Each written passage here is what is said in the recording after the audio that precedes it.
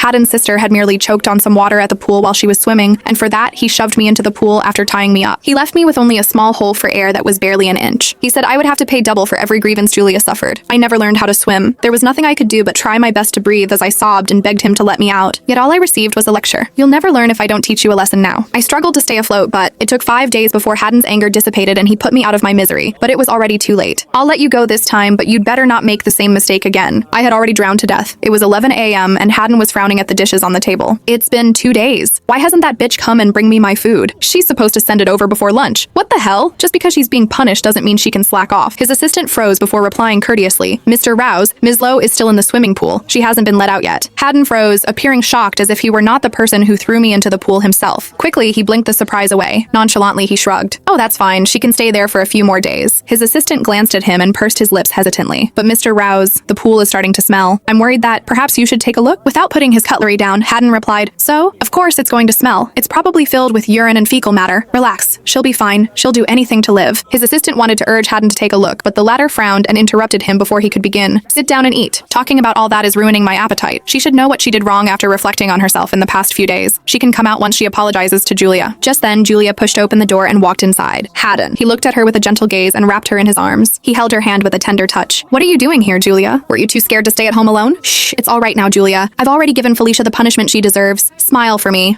Julia buried her head in his chest coquettishly saying, You're the best, Haddon. But I just want her to apologize. I never wanted her to be punished. She won't blame me for this, right? Haddon patted her back comfortingly. His next words a stark contrast to the gentleness of his touch, as if she would dare. I couldn't help but laugh as I watched the two siblings act like a couple, but no one heard it. How could they? I was already dead. I only made it out of the pool moments before my death. The water had been dyed red, but a metal cover was soldered onto the top of the pool. No one could possibly get out of there. Anyone in my situation would have been doomed to be locked in the pool forever. Despite ghosts not needing to breathe, my chest constricted at the sight as if I would be locked in that suffocating space again. At the same time, Haddon continued to comfort Julia with an arm wrapped around her waist. It's going to be all right. Eat more, okay? You've gotten skinnier again. I'm sorry you had to go through that. Look how much skinner you've got. What's a few days of starvation to that fatso anyway? I can't believe she would dare do such a thing to you. I won't let her out until she apologizes and learns her lesson. I watched silently, heartbroken from where I stood behind him. I wanted to cry, but there were no tears left. The fact that I had suffocated and struggled for my life in the pool meant nothing to him, not when compared to the few gulps of pool water Julia had choked on. I could not swim, and I could not get out. It was ridiculous to think that I was still begging him to let me out until my dying breath, pleading with him to let me live. It was all for naught. All he did was laugh as I pushed against the metal cover with everything I had. Why'd you let Julia choke on the water if you're so scared of drowning? I'm only giving you a taste of your own medicine. I remembered looking around the pool, terrified. I remembered admitting to anything he accused me of, hoping that would get him to let me out, but he didn't.